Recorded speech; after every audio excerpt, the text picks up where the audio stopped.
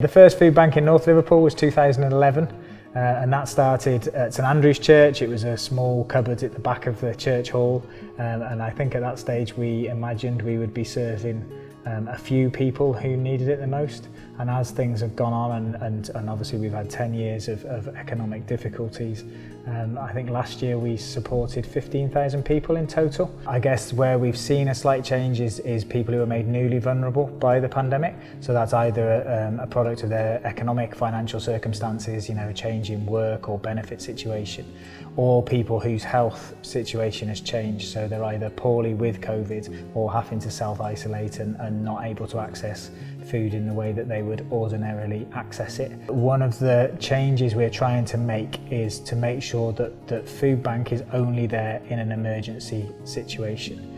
Now, quite a lot of people, especially lately, and I think perhaps as a result of the pandemic, because the economic situation is worsening and because they are living on tighter margins, actually don't need emergency food. What they need is access to low-cost, ongoing. The pantry network is aimed to meet that kind of more chronic needs. The idea is you shouldn't be living on tinned food for more than 3 days in an emergency. So at the moment we've got 800 people signed up to be members of a pantry, and those people are coming every week to get a more sustainable supply of food. I think the thing that amazed us through the pandemic was people's generosity. I think people could see that there were others in the community who were struggling in different ways and wanted to make a response. So whether that was offering their time or offering their money to support, we put an appeal out because we knew we wouldn't be able to get donations in the way that we normally did. And we raised over £120,000 in one weekend, all of which has then been used to go and purchase food to supply into either a pantry or a food bank network across the north end of the city. Our volunteers are incredible. I mean, I think the main thing I would say is most people wanted to carry on volunteering all the way through the pandemic. One of the things we needed to do to change during the pandemic was to deliver Foodbank to those people who couldn't get out of the house and actually attend a food bank centre for themselves. So we set up a delivery network.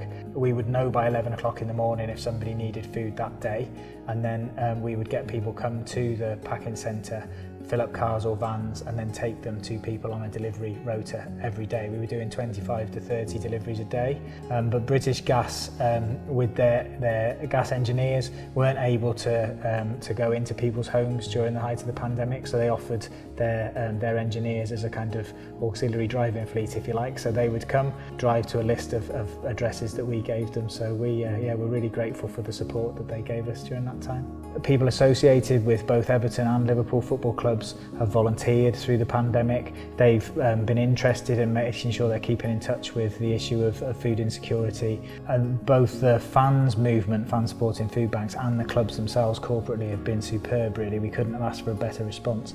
I think people recognise that often they are only 1 or 2 steps removed from needing support, and are therefore much more willing to donate, to get involved themselves, to support what we're doing. I like to think that nobody who's needed food has gone without. They've always been able to refer into us during that pandemic.